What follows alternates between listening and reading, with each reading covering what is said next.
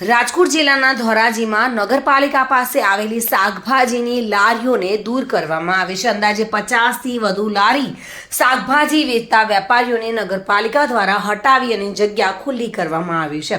નગરપાલિકાની પાસે જ ટ્રાફિક જામના દ્રશ્યો સર્જાતા હતા અને રાહદારીઓ અટવાતા હતા, જેના કારણે 50થી વધુ લારીઓ દૂર હટાવવામાં આવે છે અને 3 દરવાજા પાસે શાક માર્કેટમાં લારીઓને વેપાર કરતા વેપારીઓને હટાવવામાં આવ્યા હતા અને ત્યાંથી 100 વર્ષ જૂનું જો કે વડલાનું વૃક્ષ છે જે જેસીબીથી તોડી પાડવામાં આવ્યું છે।